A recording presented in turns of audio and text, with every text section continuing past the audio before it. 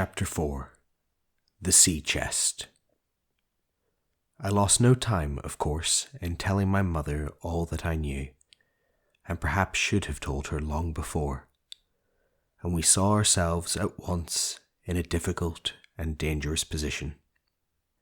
Some of the man's money, if he had any, was certainly due to us, but it was not likely that our captain's shipmates, above all the two specimens seen by me, Black Dog and the Blind Beggar, would be inclined to give up their booty in payment of the dead man's debts. The captain's order to mount at once and ride for Dr. Livesey would have left my mother alone and unprotected, which was not to be thought of. Indeed, it seemed impossible for either of us to remain much longer in the house. The fall of coals in the kitchen grate, the very ticking of the clock, filled us with alarms. The neighbourhood, to our ears, seemed haunted by approaching footsteps, and what between the dead body of the captain on the parlour floor and the thought of that detestable blind beggar hovering near at hand and ready to return, there were moments when, as the saying goes, I jumped in my skin for terror. Something must speedily be resolved upon, and it occurred to us at last to go forth together and seek help in the neighbouring hamlet. No sooner said than done. Bareheaded as we were, we ran out at once in the gathering evening and the frosty fog. The hamlet lay not many 100 yards away, though out of view, on the other side of the next cove, and what greatly encouraged me, it was in an opposite direction from that whence the blind man had made his appearance, and whither he had presumably returned. We were not many minutes on the road, though we sometimes stopped to lay hold of each other and hearken. But there was no unusual sound, nothing but the low wash of the ripple and the croaking of the inmates of the wood. It was already candlelight when we reached the hamlet, and I shall never forget how much I was cheered to see the yellow shine in doors and windows, but that, as it proved, was the best of the help we were likely to get in that quarter, for you would have thought men would have been ashamed of themselves. No soul would consent to return with us to the Admiral Benbow. The more we told of our troubles, the more, man, woman, and child, they clung to the shelter of their houses. The name of Captain Flint, though it was strange to me, was well enough known to some there, and carried a great weight of terror. Some of the men who had been to field work on the far side of the Admiral Benbow remembered, besides, to have seen several strangers on the road, and, taking them to be smugglers, to have bolted away, and one, at least, had seen a little lugger in what we called Kit's Hole. For that matter, anyone who was a comrade of the captain's was enough to frighten them to death. And the short and the long of the matter was, that while we could get several who were willing enough to ride to Dr. Livesey's, which lay in another direction, not one would help us to defend the inn. They say cowardice is infectious, but then argument is, on the other hand, a great emboldener. And so when each had his say, my mother made them a speech. She would not, she declared, lose money that belonged to her fatherless boy. "If none of the rest of you dare," she said, "Jim and I, back we will go, the way we came, and small thanks to you big, hulking, chicken-hearted men. We'll have that chest open if we die for it. And I'll thank you for that bag, Mrs. Crossley, to bring back our lawful money in. Of course, I said I would go with my mother, and of course they all cried out at our foolhardiness. But even then, not a man would go along with us. All they would do was to give me a loaded pistol lest we were attacked, and to promise to have horses ready saddled in case we were pursued on our return, while one lad was to ride forward to the doctor's in search of armed assistance. My heart was beating finely when we two set forth in the cold night upon this dangerous venture. A full moon was beginning to rise and peered redly through the upper edges of the fog, and this increased our haste, for it was plain, before we came forth again, that all would be as bright as day, and our departure exposed to the eyes of any watchers. We slipped along the hedges, noiseless and swift, nor did we see or hear anything to increase our terrors, till, to our relief, the door of the Admiral Benbow had closed behind us. I slipped the bolt at once, and we stood and panted for a moment in the dark, alone in the house with the dead captain's body. Then my mother got a candle in the bar, and, holding each other's hands, we advanced into the parlour. He lay as we had left him, on his back, with his eyes open and one arm stretched out. "Draw down the blind, Jim," whispered my mother. "They might come and watch outside. And now," said she, when I had done so, "we have to get the key off that. And who's to touch it, I should like to know?" And she gave a kind of sob as she said the words. I went down on my knees at once. On the floor, close to his hand, there was a little round of paper, blackened on one side. I could not doubt that this was the black spot, and taking it up, I found written on the other side, in a very good, clear hand, this short message: "You have till 10 tonight." "He had till 10, mother," said I. And just as I said it, our old clock began striking. This sudden noise startled us shockingly, but the news was good, for it was only 6. "Now, Jim," she said, "that key."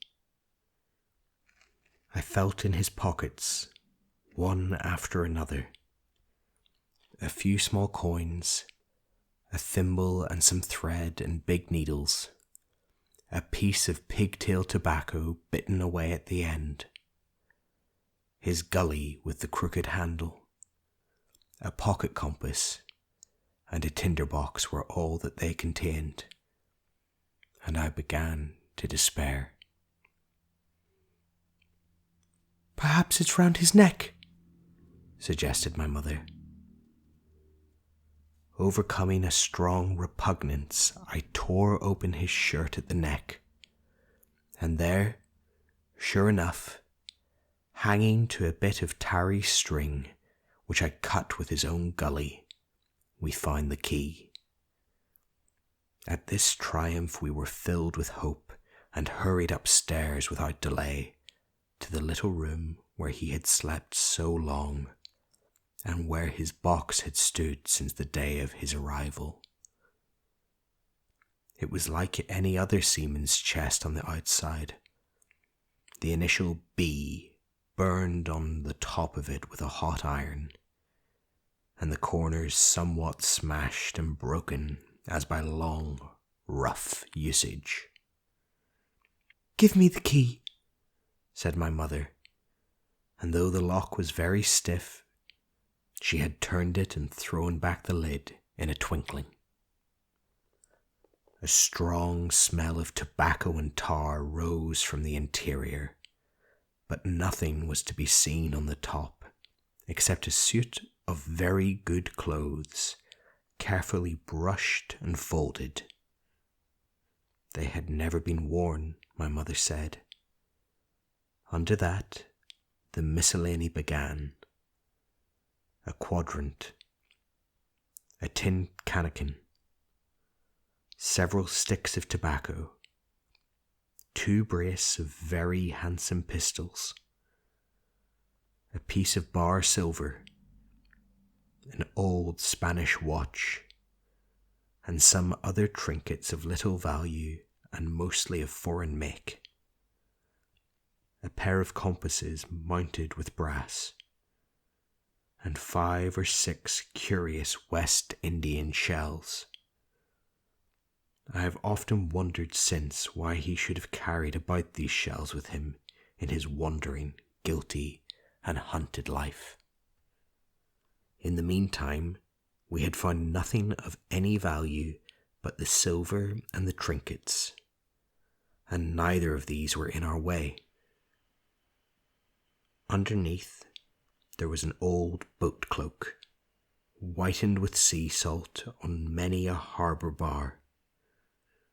My mother pulled it up with impatience, and there lay before us the last things in the chest.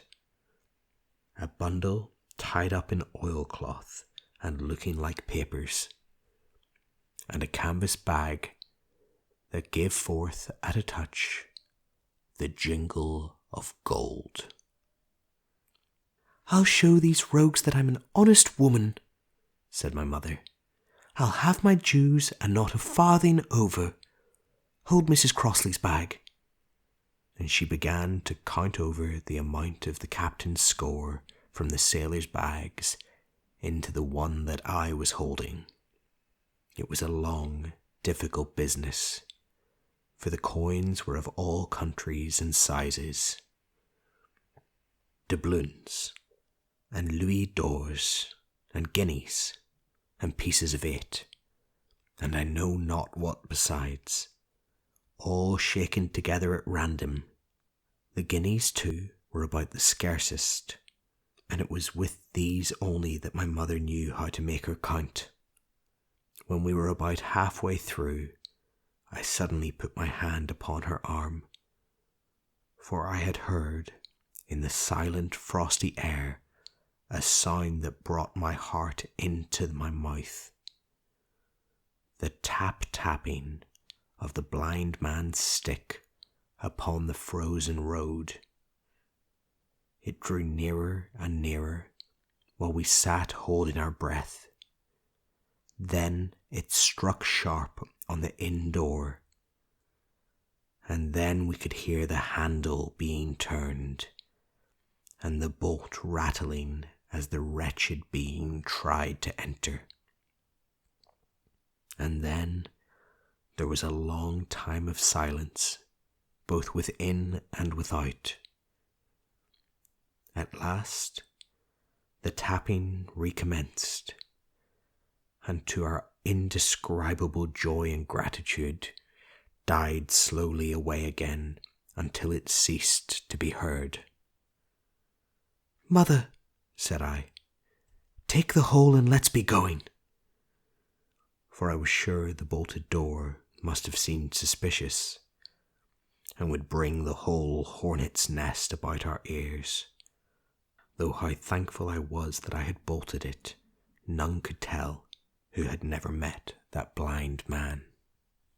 But my mother, frightened as she was, would not consent to take a fraction more than was due to her, and was obstinately unwilling to be content with less. It was not yet 7, she said, by a long way. She knew her rights, and she would have them, and she was still arguing with me when a little low whistle sounded a good way off upon the hill.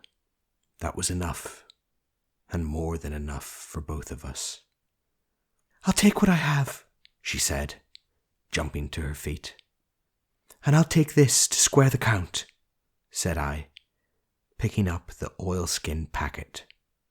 Next moment, we were both groping downstairs, leaving the candle by the empty chest, and the next we had opened the door and were in full retreat.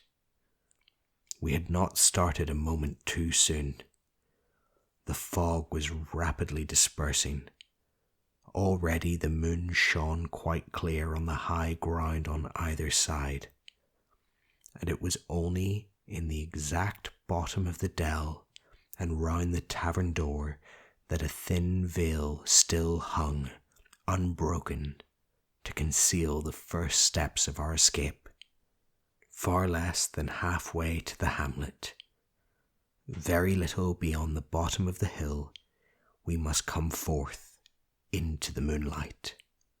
Nor was this all, for the sound of several footsteps running came already to our ears, and as we looked back in their direction, a light tossing to and fro and still rapidly advancing showed that one of the newcomers carried a lantern. "My dear," said my mother suddenly, "take the money and run on. I am going to faint." This was certainly the end for both of us, I thought. How I cursed the cowardice of the neighbours. How I blamed my poor mother for her honesty and her greed, for her past foolhardiness and present weakness. We were just at the little bridge, by good fortune, and I helped her, tottering as she was, to the edge of the bank, where, sure enough, she gave a sigh and fell on my shoulder. I do not know how I found the strength to do it at all, and I am afraid it was roughly done, but I managed to drag her down the bank and a little way under the arch. Further I could not move her, for the bridge was too low to let me do more than crawl below it. So there we had to stay, my mother almost entirely exposed, and both of us within earshot of the inn.